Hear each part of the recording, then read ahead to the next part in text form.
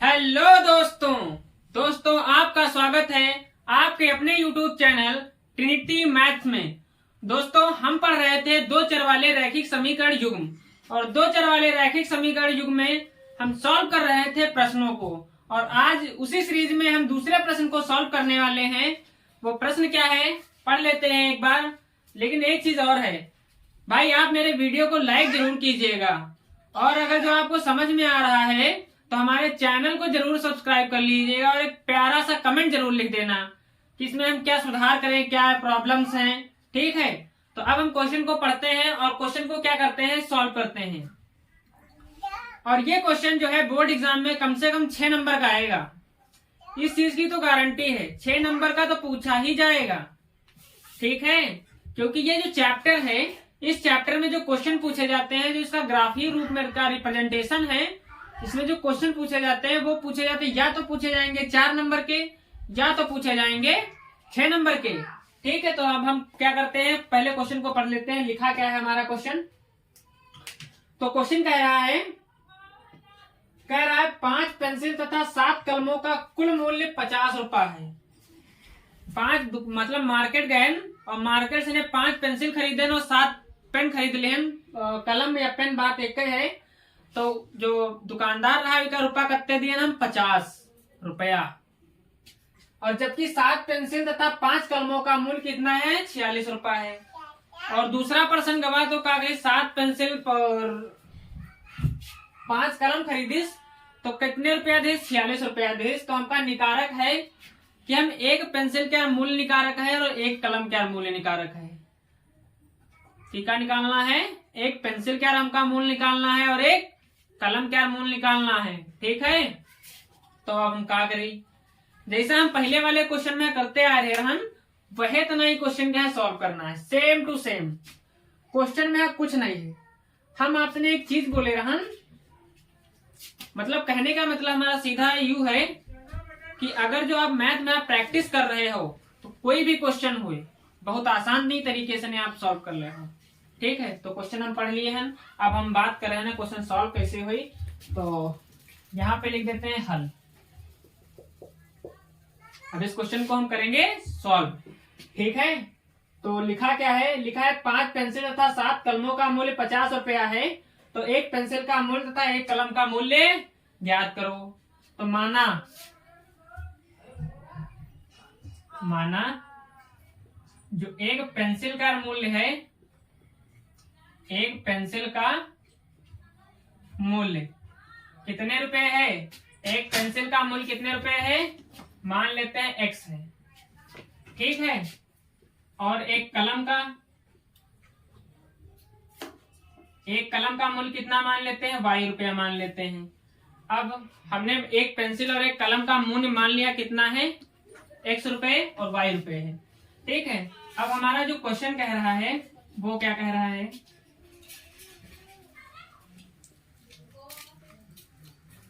बहुत बड़ा हो गया, छोटा कर ले, जगह की भी कमी है। तो प्रश्नानुसार क्वेश्चन क्या कह रहा है, कह रहा है कि 7 कलमों का मूल्य और 5 पेंसिल का मूल्य 50 रुपया है। तो 5 पेंसिल का मूल्य, एक पेंसिल का x रुपया है, तो 5 पेंसिल का मूल्य कितना होगा, 5x होगा। एक कलम का मूल्य y रुपये था, तो 7 कलम का मूल्य कितना होगा, 7y होगा। अब पेंसिल और कलम जब दोनों के यहाँ खरीदा जा रहा है तो कितना रुपए खर्चा करने पड़ रहे हैं हमको, 50 रुपए खर्चा करने पड़ रहे हैं। ये मान लेते हैं समीकरण नंबर 1। ठीक है, अब दूसरा पॉइंट क्या कह रहा है कि 5 कलमों, वहां पे लिखा है 7 पेंसिल तथा 5 कलमों का कुल मूल्य। तो एक पेंसिल का मूल्य कितना था, x था, तो 7 पेंसिल का कितना होगा, 7x होगा। और 5 कलम का मूल्य कितना था, y था, तो सॉरी एक कलम का मूल्य कितना था, y था, तो 5 कलम का मूल्य कितना होगा, 5y होगा। ठीक है, और रुपया कितना खर्चा करना पड़ रहा है, 46 रुपया खर्चा करना पड़ रहा है। तो इसको मान लेते हैं समीकरण नंबर 2। ठीक है, अब इसको जो सॉल्व करना है हमको ग्राफीय रूप में सॉल्व करना है। ग्राफ बना के हमको इसका आंसर लाना है कि एक पेंसिल कितने में हमको मिलेगी और एक कलम हमको कितने में मिलेगा। क्वेश्चन में नहीं लिखा है, लेकिन हमको निकालना क्या है, ग्राफ से ही निकालना है, क्योंकि ये एक सब प्रश्नावली 3.2 का दूसरा क्वेश्चन है, पहले का दूसरा क्वेश्चन है। तो एनसीईआरटी है, एनसीईआरटी इज द बेस्ट, सभी किताबों से एनसीईआरटी बहुत बढ़िया किताब है, और 10th के लिए तो बहुत बढ़िया है, चाहे कंपटीशन हो कोई एग्जाम हो, एनसीईआरटी बहुत बढ़िया किताब है। बहुत सरल वे में सारी चीजें इसमें डिस्क्राइब की हुई हैं और लिखी हुई हैं। ठीक है, अब हम क्या करते हैं, इसको ग्राफ मेथड से सॉल्व करते हैं। तो ग्राफ मेथड में हम, ग्राफी मेथड में होता है जो व्यापक समीकरण होता है, उसका जो व्यापक समीकरण होता है वो ग्राफ रूप में रिप्रेजेंट करता है सरल रेखा को। ठीक है, तो पहले वाले समीकरण का हमको ग्राफ बनाना है, दूसरे वाले समीकरण का हमको क्या बनाना है, ग्राफ बनाना है। अब जब हमको क्या बनाना है, ग्राफ बनाना है, तो ग्राफ बनाने के लिए हमको जरूरत पड़ेगी बिंदुओं की, और वो बिंदु कैसे निकलेंगे, तो हम यहाँ पर क्या करेंगे, पहले समीकरण को सॉल्व करेंगे, 2 बिंदु निकाल लेंगे। ठीक है, फिर उसका हम क्या करेंगे, ग्राफ बनाएंगे जो सरल रेखा बनेगी, और दूसरे समीकरण को यहाँ पर यूज करके हम बिंदु निकाल लेंगे और उसका ग्राफ बनाएंगे। ग्राफ बना के जहां पर ये दोनों लाइन से एक दूसरे को कट करेंगी, जो वहां पर जो पॉइंट्स निकल के आएंगे, जो पॉइंट निकल के आएगा वही होगा हमारा सोल्यूशन। उसमें जो एक्स कोऑर्डिनेट होगा वो रिप्रेजेंट करेगा एक पेंसिल के मूल्य को, और जो वाई कोऑर्डिनेट होगा वो रिप्रेजेंट करेगा एक कलम के मूल्य को। तो अब सबसे पहले हम क्या करते हैं, समीकरण को सॉल्व कर लेते हैं। तो यहाँ पर लिखते हैं, जगह की कमी है तो इसलिए थोड़ा साइड में लिखेंगे, तो यहाँ पर लिखते हैं समीकरण 1 से, क्या लिखते हैं, समीकरण 1 से। तो समीकरण 1 में हम क्या करते थे, वैसे आपकी जो इच्छा है वो रख लीजिए, यहाँ पर कोई दिक्कत नहीं है, आप अपनी मर्जी से कोई भी मान रख सकते हैं, एक्स और वाई का मान। ठीक है, आप अपनी मर्जी से एक्स और वाई का कोई भी मान रख सकते हैं, ये आपकी मर्जी है। ठीक है, तो एक्स एंड वाई, तो हम क्या करते हैं, यहाँ पर y बराबर कितना पुट कर देते हैं, 0 पुट कर देते हैं। आप x बराबर कुछ भी रख सकते हैं, y बराबर आपकी इच्छा है, बस हमको 2 पॉइंट्स चाहिए, इच्छा आपकी, आप रखना क्या चाहेंगे।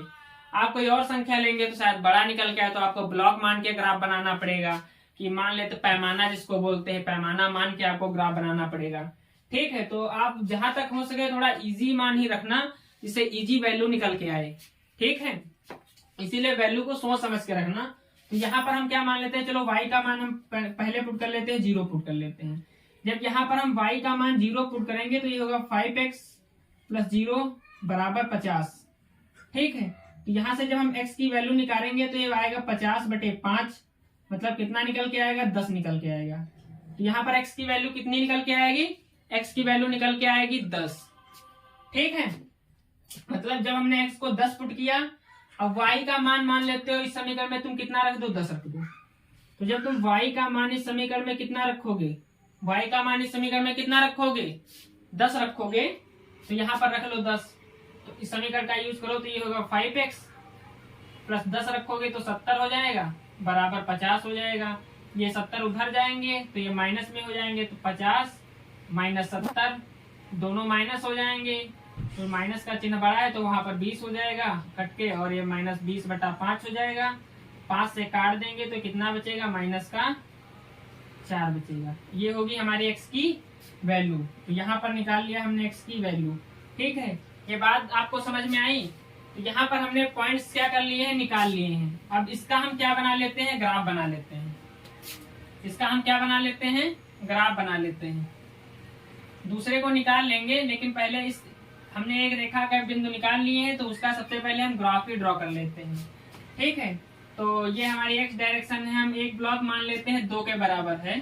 तो ये 2 हुआ, 4 हुआ, 6 हुआ, 8 हुआ, 10 हुआ।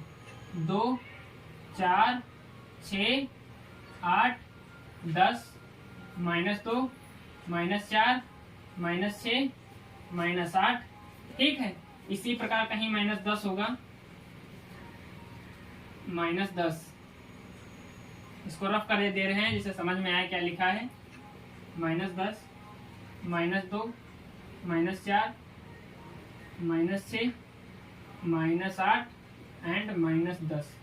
ठीक है, ये आपको पता होगा, ये x एक्सिस है हमारा, ये x डैश हुआ, ये y axis Y and Y dash, ठीक है। उधर प्लस इधर माइनस, ऊपर प्लस नीचे माइनस, पहले भी बताया था आपको, ठीक है। अब इसको हम क्या करते हैं, रिप्रेजेंट करते हैं। तो यहाँ से जो पहला पॉइंट निकल के हमारा आया है वो कितना आया, एक्स कितना है 10 है, वाई कितना है 0 है।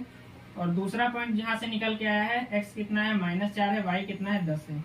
तो पहले पॉइंट ए एक्स पर हमको कितना चलना है, 10 चलना है। तो ये एक्स एक्सिस है, ये वाली एक्स एक्सिस है, इस पर हमको कितना जाना है, प्लस का 10 जाना है। तो +10 कहीं ना कहीं ये वाला हमारा पॉइंट होगा, क्लियर ना। कौन सा पॉइंट होगा, वो वाला। अब y पर कितना जाना है 0, तो ये y हमारी एक्सिस है और y एक्सिस पर 0 कहीं ना कहीं ओरिजिन पॉइंट पर मिलेगा, यहीं पर।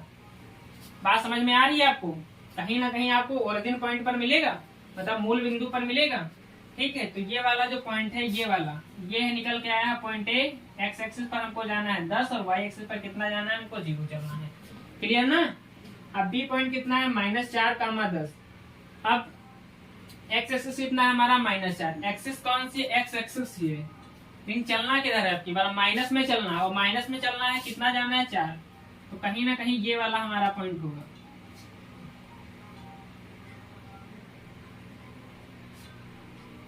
ठीक है। और y एक्सिस हमारा कितना है, y एक्सिस कितना है हमारा 10 है, लेकिन पॉजिटिव में है। ये हमारी y एक्सिस है, ऊपर चलना है हमको प्लस में। तो ये वाला पॉइंट हमारा कितना है, 10 है। अब ये दोनों पॉइंट एक दूसरे को जहां पर कट करेंगे, ये वाले पॉइंट जहां पर एक दूसरे को क्या करेंगे, यहाँ पर कट करेंगे, इस वाले पॉइंट पर, ठीक है। कहां पर कट करेंगे, इस वाले पॉइंट पर। यही वाला हमारा पॉइंट है कितना, -4, 10, सॉरी -4, 10, ठीक है। अब इस पॉइंट को इस पॉइंट से होते हुए हमको एक खींचनी है रेखा, ठीक है। ये दोनों पॉइंट को मिलाते हमको क्या खींचनी है, एक हमको खींचनी है एक रेखा। हम देखो रेखा एकदम सीधी खींची है, ये है सरल रेखा। तो ये पहले समीकरण का हमने क्या बना दिया है, ग्राफ बना दिया है, ठीक है। अब हम सॉल्व करेंगे दूसरे समीकरण को। अब हमको किसको सॉल्व करना है, दूसरे समीकरण को, ठीक है। आप अपने मर्जी के मुताबिक कुछ भी लिख सकते हैं, कुछ भी एक्स और वाई की वैल्यू को मान सकते हैं। तो समीकरण 2 क्या है, यही समीकरण लिखा है, 7x + 5y 7x + 5y = 46, ठीक है। इस समीकरण को हमको क्या करना है, सॉल्व करना है। तो यहाँ पर क्या मान लेते हैं हम, x बराबर कितना मान लेते हैं, x बराबर हम मान लेते हैं कितना है हमारा 8 मान लेते हैं, x बराबर 8। तो लिख लो, अच्छा ये बना लो छोटा सा लेख, यहाँ पर x और यहाँ पर y। तो x बराबर कितना हम मान लेते हैं, 8 रख लेते हैं। और जब हम x बराबर 8 रखेंगे तो कितना हो जाएगा, 8 × 3 = 56 हो जाएगा, और प्लस कितना आ जाएगा, 5y = 46 हो जाएगा। 56 उधर जाएगा, यहाँ से 5y बराबर कितना आ जाएगा, 56 में से 46 जाएंगे तो मतलब ये इधर जब जाएंगे तो ये हो जाएंगे -56 और माइनस, दोनों माइनस हुआ, 6 में 6 गया 0, 5 में 4 गया 1, लेकिन क्या है माइनस का। तो y बराबर कितना आ जाएगा, -2। तो y बराबर कितना आएगा, -2। जब हमने x को कितना रखा है, 8 रखा है, तो y का मान कितना आया है, -2 आया है। अब हम क्या करते हैं, y का मान पुट कर लेते हैं। वैसे चाहे तो हम y का मान पुट कर ले, चाहे x का मान पुट कर ले, ठीक है। तो y का मान लेते हैं कितना, बेसिकली हमने 12 रख दिया। कितना रख दिया, 12 रख दिया। तो इस वाले समीकरण में 12 रखो तो क्या बनेगा, 7x + 12 × 5 = 60 और बराबर कितना हो जाएगा, 46 हो जाएगा। अब इसको सॉल्व करो तो 7x, इसको सॉल्व करो तो उधर जाएगा, तो ये भी किस में आएगा, माइनस में आएगा।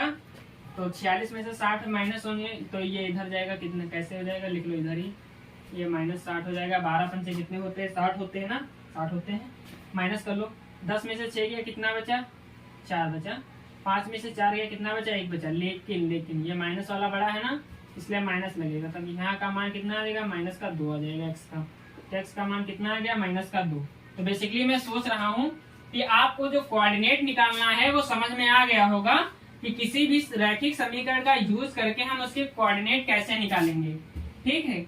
दोस्तों, यदि आपको मेरा वीडियो पसंद आ रहा हो तो आप मेरे वीडियो को लाइक जरूर कीजिएगा और कमेंट में एक प्यारा सा एक कमेंट कर देना कि आपको ये वीडियो कैसा लगा है। ठीक है दोस्तों, और हमारे चैनल को जरूर सब्सक्राइब कर लेना और बेल आइकन को जरूर प्रेस कर लेना, जिससे आने वाली जो वीडियो है उनकी नोटिफिकेशन आपको मिलती रहे।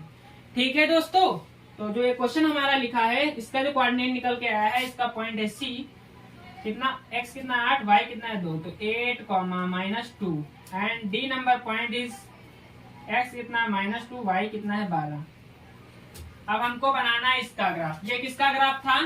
इस वाले समीकरण का। तो यहाँ पर लिखना चाहो तो लिख दो, चलो बाद में लिख देंगे, पहले इसका हम ग्राफ रिप्रेजेंट कर लेते हैं, बना लेते हैं।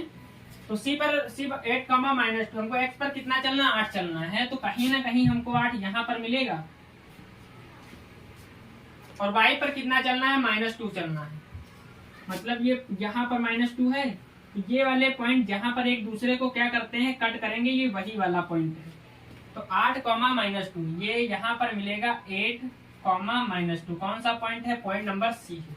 ठीक है, अब डी पॉइंट कितना है, -2, 12, तो हमको x एक्सिस पर कितना चलना है, -2 चलना है। x एक्सिस मतलब ये वाली, ये है, यहाँ पर -2 मिलेगा हमको। y पर कितना जाना है, 12 जाना है। थोड़ा इसको ऊपर कर लेते हैं, अब छोटा बन गया तो क्या करें, तो कहीं ना कहीं यहाँ पर 12 मिलेगा हमको, यानी कि ये वाला पॉइंट और ये वाला पॉइंट, ये वाला पॉइंट और ये वाला पॉइंट जहां एक दूसरे को क्या करेंगे, रफ कर लेते हैं। अब पॉइंट बाद में इधर लिख देते हैं, b कितना पॉइंट है, -4, 10। ये वाला और ये वाला जहां पे यहाँ पर कहीं ना कहीं एक दूसरे को क्या करेंगे, कट करेंगे, और ये पॉइंट जहां पर एक दूसरे को क्या करेंगे, कट करेंगे, वही इसका क्या होगा, आंसर होगा। वही क्या होगा, इसका आंसर होगा। सॉरी, कितना है, -2, नहीं, गलत जगह कट कर दिया है। ये 12 यहाँ पर है, यानी कि ये वाला पॉइंट होगा, और ये पॉइंट कितना होगा, लिख देते हैं, कितना है, -2, 12, -2, 12। अब ये वाला जो पॉइंट निकल के आया है और जो ये वाला पॉइंट निकल के आया है, इन दोनों पॉइंट को मिलाते ही हमको क्या खींचना है, एक खींचना है रेखा। ठीक है, और जहां पर ये रेखा एक दूसरे को कट करेंगी, वही होगा हमारा क्या होगा, वही हमारा क्या होगा, इस क्वेश्चन का सलूशन होगा। ठीक है, तो मैं सोच रहा हूं कि आपको भी ये क्वेश्चन क्या है, बहुत आसान तरीके से समझ में आ गया होगा। ठीक है, अब हम जो ग्राफीय मेथड है बहुत अच्छी तरीके से सीख चुके हैं कि ग्राफ से कैसे क्वेश्चन सॉल्व किए जाते हैं, और जो व्यापक समीकरण है किसको रिप्रेजेंट करता है, आखिर रैखिक समीकरण क्या होता है, ये भी हमने जान लिया है ग्राफीय मेथड से। और जो रैखिक समीकरण होता है वो ग्राफ में किसको रिप्रेजेंट करता है, ये भी क्वेश्चन आपसे पूछ सकता है 1 नंबर में। तो ध्यान रखना, किसको रिप्रेजेंट करता है, सरल रेखा को रिप्रेजेंट करता है। ठीक है, तो थैंक यू दोस्तों। यदि आपको मेरा ये वीडियो पसंद आया हो, ठीक है, तो आप मेरे वीडियो को लाइक कीजिएगा, हमारे चैनल को सब्सक्राइब कीजिएगा। हमारे चैनल का नाम है ट्रिनिटी मैथ्स। ठीक है दोस्तों, थैंक यू दोस्तों। अब मिलते हैं नेक्स्ट वीडियो में।